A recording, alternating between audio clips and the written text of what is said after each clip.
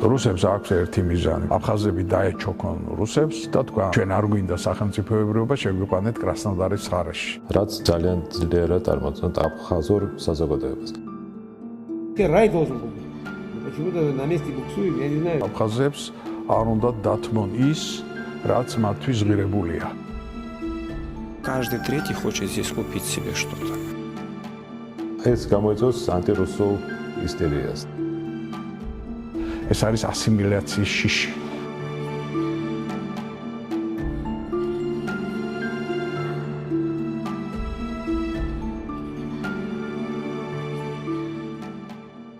აფხაზეთის ავტონომიური რესპუბლიკა დღესაც კონსტიტუციურად წარმოადგენდა საქართველოს ბეღელს, მაგალითად ჩაის მრეწველობის დაახლოებით ყოფილ საბჭოთა კავშირში 90% მოდიოდა საქართველოზე და იქიდან უდიდესი წილი მოდიოდა ზუსტად აფხაზეთის რეგიონზე. იგივე შეიძლება ითქვას ციტრუსებზე, იგივე შეიძლება ითქვას საკურორტო ინდუსტრიაზე. და აფხაზებს გააჩნდა სხვა პოტენციალიც.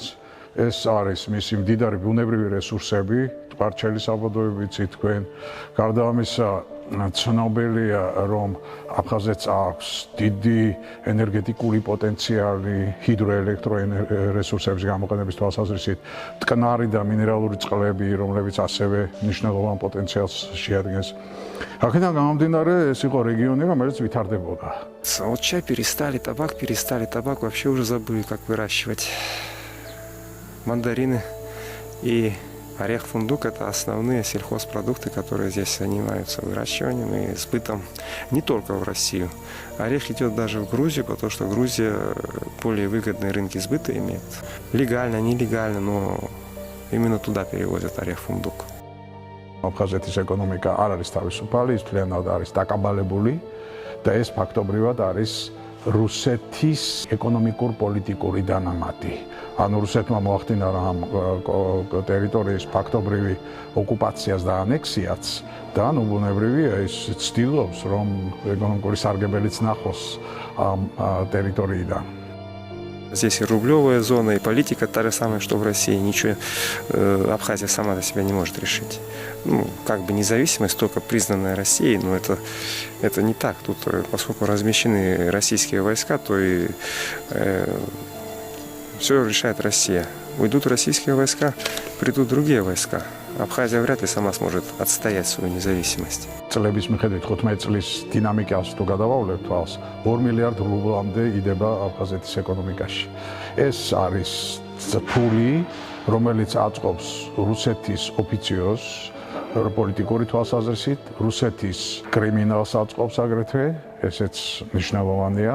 ფაქტობრივად რუსეთმა მოახდინა პოლიტიკური ოკუპაცია ამ ტერიტორიის, მაგრამ ეს არ არის საკმარისი. მათ არ უნდათ გამოჩნდნენ ოკუპანტებად თვითონ აფხაზების თვალში. მათ უნდათ გამოჩნდნენ მათი მხსნელების როლში და ამისთვის რუსეთი ძალას არიშურებს, მათ შორის ეკონომიკური ინვესტიციების თვალსაზრისითაც, მე რას გულისხმობ, 2015 წლიდან დაახლოებით არის ესეთი 2 მილიარდ რუბლამდე ჩაექცევა აფხაზეთის ეკონომიკაში. ეს არის მხოლოდ მცირე სეგმენტი.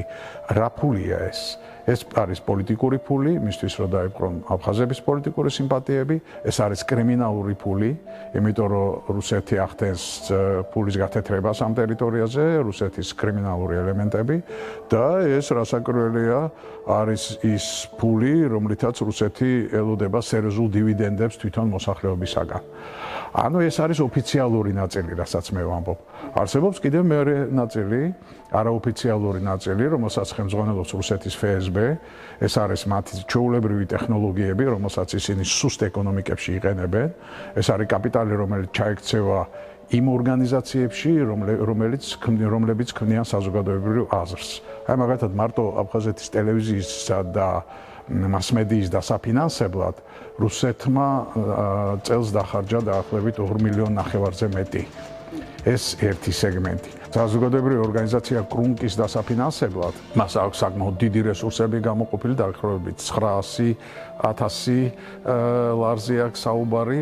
Хочу выразить слова благодарности от имени многонационального народа Абхазии российскому народу, лично вам, за ту поддержку и помощь, которую вы нам оказываете на протяжении многих лет.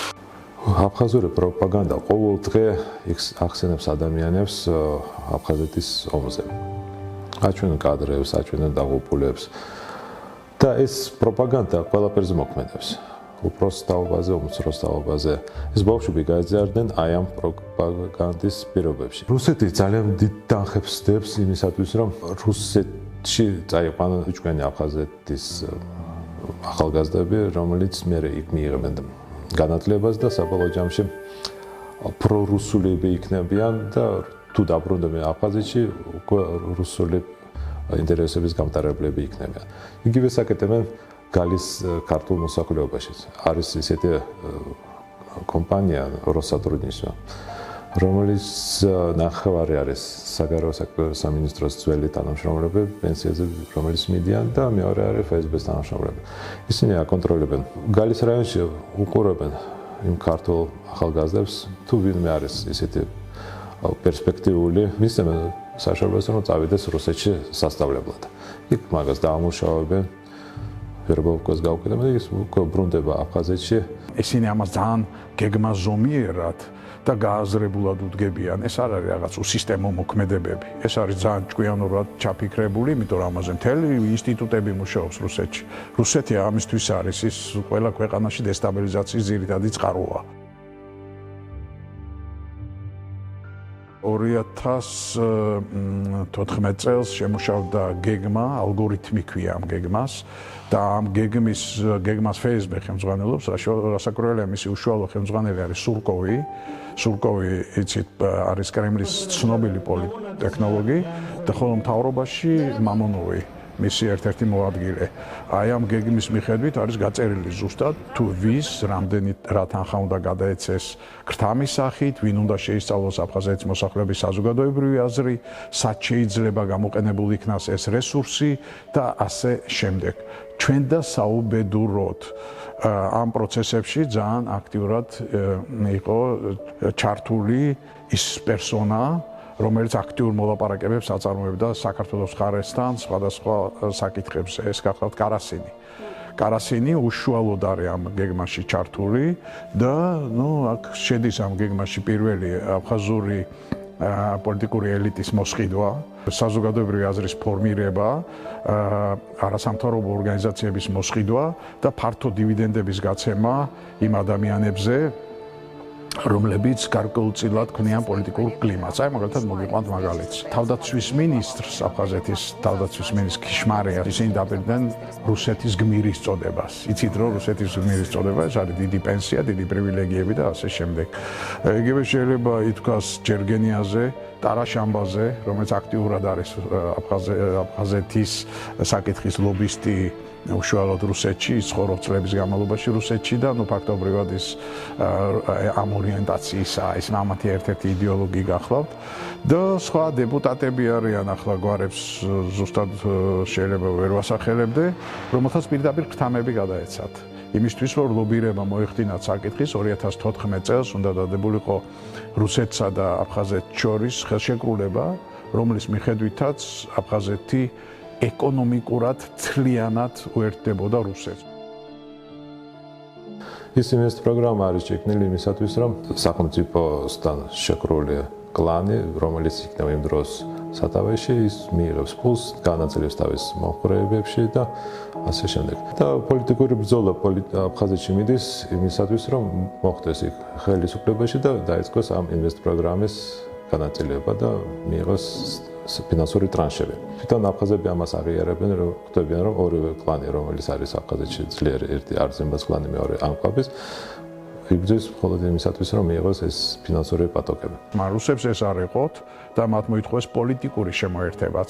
პოლიტიკური შეთანხმება სრული ეკონომიკური და პოლიტიკური ინტეგრაციის შესახებ, რაც ნიშნავს იმას, რომ აფხაზეთი ხდებოდა გუბერნია. თარშან ნოემბერში ჟანია შეხვდა პუტინს და იქ იყო ხელმოწერილი შეთანხმება, მემორანდუმი იმის თაობაზე, რომ მოხდება აფხაზური კანონმდებლობის ინტეგრირება და გარმონიზაცია რუსეთის კანონმდებლობასთან და ეს გამოიწვევს თავისთავად აფხაზური კანონის შეცვლა, რაც ძალიან ძლიერად წარმოადგენს აფხაზურ საზოგადოებას. მაგრამ იქ იყო გაწერილი ტარიღები, როდის რა კანონი უნდა მიიღოს და ეს ტარიღები მე მგონი უკვე არის დარღვეული. ამიტომ ისინი სულ ცდილობენ ეს გააჭიანონ პროცესი. ეხლა უკვე რადგან გაწერილია პირდაპირ პუტინთან, ალბათ ეს უკვე არ შეიძლება, მაგრამ ცდილობენ რომ ეს კანონი არ მიიღონ. De facto და de jure აფხაზეთი როგორც სახელმწიფო არც ჩამოყალიბდა და ვერც ჩამოყალიბდება. ისეთი მიდგომებია დღეს. რუსების წნეხი ამ თვალსაზრისით არის ძალიან დიდი. რუსეთს აქვს ყველაზე ძლიერი ბერკეტი, ფინანსური პატოკები. იქ ფული თუ არ ჩაერიცხა, აი მაგალითად შარშანი იყო ზაფხულში ძალიან დიდი პრობლემა. რუსეთი ფულს არ აძლევს, ახალი მოსულია ბრძანია ხელისუფლებაში, ფულს არ ღებულობს, ჩაიკეტა საზღვარი ფსოუზე და რუსი ტურისტები არ შედიოდა და იქ დაიწყო, შიმშილი არა, აი ძალიან რთული სიტუაცია იყო აფხაზეთში. В соцсетях новость восприняли, мягко говоря, без энтузиазма, учитывая ухудшающуюся эпидемиологическую ситуацию в республике.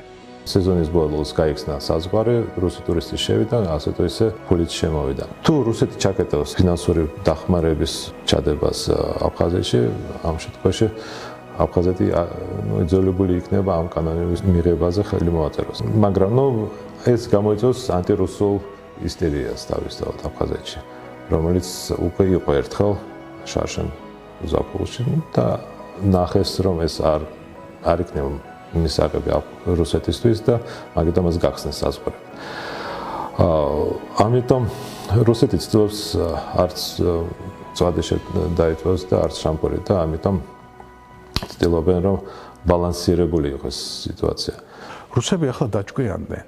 მათ ხედავენ რომ ისინი ურიცხავენ აფხაზებს ფულს, აფხაზები ამას არამიზნობრივად გამოიყენებენ, დიდდებიან ცალკეული ჩინოვნიკები, ეს ლეგალურ ფულზეა საუბარი, არის კიდე არაოფიციალური, როგორც გითხარით, FSB-ს ფული. და მაგალითად წელს მათ დაფინანსება შეწყვიტეს. ანუ წაუყენეს გარკვეული პირობები აფხაზებს. ანუ პირველი შეცვალონ თავიანთი მიდგომები მიწის გაუმდებლობასთან დაკავშირებით, პრივატიზაციასთან დაკავშირებით, კერძო საკუთრებასთან დაკავშირებით, რაც აფხაზებს არ მოსწონ. აფხაზებს ყოველთვის გააჩნდათ ესეთი განცდა, როგორც გააჩნდნენ ნებისმიერ მცირე ერს. ეს არის ასიმილაციის შიში. შეგვიძლია ჩვენ თამამად ვთქვათ, რომ აფხაზებს არ უნდა დათმონ ის, რაც მათთვის ღირებულია. ეს არის საკუთრების უფლება. Ихнее дело. Хотят, пускай незаконно здесь заселяются, находят кого-то здесь, кто мог бы на себя оформить дом местный. Пока хорошие отношения. Русские будут здесь владеть тем домом, а потом, может быть, обостриться отношения, и тот, на кого оформлен дом, скажет, что это вообще-то мой дом. Потому что он оформлен на меня, вот бумаги. Все. Русскому придется отсюда убраться ни с чем, пока жив-здоров. 2015 წლამდე მაგალითად მთელი საკურორტო ინდუსტრია გადაეცა იჯარით რუსეთს. მაგრამ ეს არ არის ისეთი მარტივი იჯარა. ეს არის 65 წლიანი იჯარა. თქვენ წარმოიდგინეთ 65 წელი მთელი დაობა. საკურორტო დასასვენებელი ინდუსტრიის სექტორები, მაგალითად ბიჭვინთის ყველა დასასვენებელი სახლი, გაგრაში თავდაცვის სამინისტროს სხვა სახლები და იყო მოლოდინი, რომ ეს ყველაფერი აღორძინდებოდა, ეს ყველაფერი, ასე ვთქვათ, აგმაში ჩაიქცეოდა დიდი კაპიტალი და ასე შემდეგ. ეს აი მთელი ამ პერიოდის განმავლობაში როგორც იყო საბჭოთა ტიპის დასასვენებელი სახლები თავისი ინფრასტრუქტურით. კიდევ უფრო გაუარესდა ეს მდგომარეობა. არის რამოდენიმე ობიექტი, სადაც მართლა გაკეთდა ესეთი კაპიტალური რემონტი. რუსეთს ჭირდება დღეს ერთი რამ. მათ იციან, რომ ეს არის ძალიან დიდარი საკურორტო ზონა, აქ არის ფულის კეთების კარგი შესაძლებლობები, ამიტომ ის, რასაც აფხაზები მათ თავაზობენ, ეს არ აკმაყოფილებთ. არ აკმაყოფილებთ, არც იჯარა არ აკმაყოფილებთ, დროებითი მართლობაში გადაცემა ცალკეული ობიექტების არ აკმაყოფილებთ. მათ უნდათ იყვნენ მეპატრონეები. ხო ვიცით რომ კანონი აქვს მიღებული რომ უცხოელებზე არ უნდა გაიყიდოს აფხაზეთში ქონება.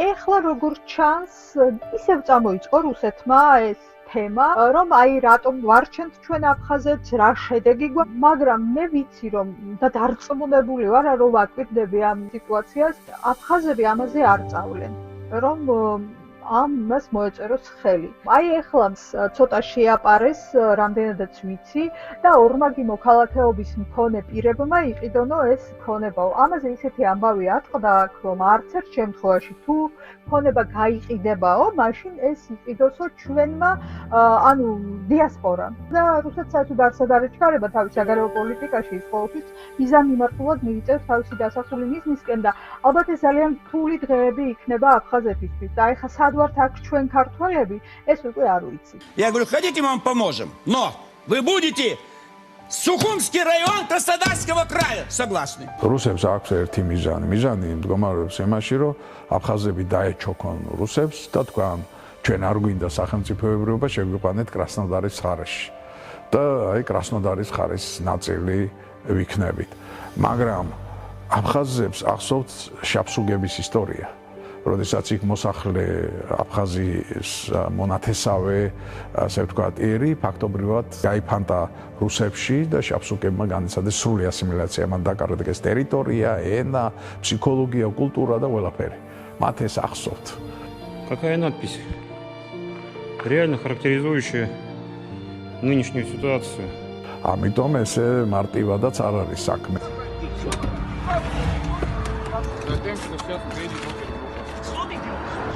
У него оказался боевой пистолет, он начал стрелять. Аслан Бжания назвал происшествие преступлением против гостей республики. Между сухумскими и гудаутскими ворами в законе вновь избит сорока 6-летний бывший вор Тимур Ахуба. თვითონ აფხაზეთში დღეს არის უკონტროლო კრიმინალური სიტუაცია, ესეც უნდა ვაღიაროთ. ფაქტობრივად კრიმინალური ავტორიტეტები, ეს მოდის საბჭოური პერიოდიდანაც აკონტროლებენ მთლიანად აფხაზეთის ხელისუფლებას. დღეს კანონიერ ქურდს, რომელიც მოღვაწეობს მოსკოვში, მეტი ავტორიტეტი აქვს აფხაზეთში, ვიდრე მის პრეზიდენტს. ის ალაგებს სიტუაციას, ის ჩამოდის, ის ესე იგი აწარმოებს დიალოგს და ასე შემდეგ. აქედან გამომდინარე, კრიმინალური ავტორიტეტები რასაკვირველია თავის მხრივ ცდილობენ აკეთონ ფული ამ სეგმენტში. Конфликт начался из-за того, что я русский. И я приехал сюда, и я здесь чужой. გახმაურებული ისტორია გახსოვთ თქვენ, როდესაც 2016 წელს ცნობილი რუსი ბიზნესმენი ჩამოვიდა, ჩადო დიდი კაპიტალი სამშენებლო ინდუსტრიაში, გუდაუთაში და საქმე იმით დამთავრდა, რომ ეს ბიზნესმენი გაიტაცეს, თხოვდნენ ვებერთელა ფულს და ბოლოს ოჯახიც ამოუწყვიტეს და თვითონაც მიახვრიტეს. ანუ რისი თქმა მინდა, ეს ხომ ნორმალურ სიტუაციაში რუსეთში პანიკის საფუძველი გახდებოდა რა. რუსებს ამაზე ხმა არ ამოუღიათ. ინვესტორები მზად არიან, რუსი ინვესტორები ჩანონ სერიოზული კაპიტალი გარანტიების სანაცვლოდ. მაგრამ როდესაც რუსი ინვესტორები ხედავენ, რომ დებენ კაპიტალს და მათ აღაჩაღებენ, თავისთავად ცხადია ისინი მიმართავენ სახელმწიფოს. და სახელმწიფო ამბობს, რომ ცოტა ხანი არ აწყენინოთ ამათ. და მე ვანახებ თავიანთ ცეირს. ცოტა ხანი არ აწყენინოთ. დაახლოებით ესეთი პოლიტიკური თამაში მიმდინარეობს დღეს. აფხაზური ელიტა კარგაზნობს თავს, ფული კეთდება, ფული ილექება ჯიბეებში, შვილები სწავლობენ რუსეთში, პარდონად ჩემო, მეუღლეები საქმიანობენ მოსკოვში და ასე შემდეგ. და მოსახლეობა მძიმე წნეხის ქვეშაა, ამიტომ მოსახლეობას დიდად არ მოსწონს ეს რუსების თავნებობა. У нас будущее должно быть, конечно, мы не для этого кровь проливали. После всего должно быть, конечно, жизнь здесь. Здесь вообще рай должен быть. Почему-то на месте буксуем, я не знаю, по чьей вине. მაგრამ რასაკვირველია, მოსახლეობის იდეოლოგიური დამუშავება ყოველთვის შეიძლება მასმედიის საშუალებით და მიდის ძლიერი პროპაგანდა. რომ აი თუ არა რუსები ჩვენ დავიღუპებით. არის მოსახლეობა, რომელსაც აინტერესებს და ახსოვს ის ძირძველი კავშირები, ურთიერთობები. მე რა ნათესაობაა, აქ ოჯახებია. ეს ხომ საუკუნეები გრძელდებოდა ეს პროცესი არა? არის ერთობლივი ოჯახები. აქედან გამომდინარე, მათ რასაკვირველია აქვთ უფრო გულწყენა აქვთ, მაგრამ უფრო გულთბილი დამოკიდებულება აქვთ ქართველებისადმი. Чтобы вы понимали, абхазы относятся к грузинам очень лояльно, очень дружелюбно, потому что, как здесь говорят, вот два двоюродных брата, один абхаз, другой грузин. აქედან გამომდინარე, ყველაზე მთავარია ხასიათები გაღვივდეს აი ამ სეგმენტში მოსახლეობის. საჭიროა ძლიერი იდეოლოგიური მანქანა, აქ საჭიროა იმის დემონსტრირება, რომ საქართველოს წინ მიდის, ვითარდება. აქ საჭიროა იმის აფიშირება, რომ ჩვენ თითქმის მივახლოვდით ევროპულ საზოგადოებას. აქ საჭიროა იმის დემონსტრირება, რომ მათ პრივილეგიები შეექმნებათ ჩვენთან ინტეგრაციის შემთხვევაში და რასაკვირველია, ამას ჭირდება ბევრი დრო და энергия. Часто, когда меня спрашивают, вы хотите выйти в состав России, вы что-то хотели спросить? Ну, у нас антиполитичный канал, но Я все же... понимаю, нет, может, но не я будем понимаю, вставлять. что с Россией мы поднялись бы быстрее гораздо. Но я всегда говорю, это сладкое слово «свобода».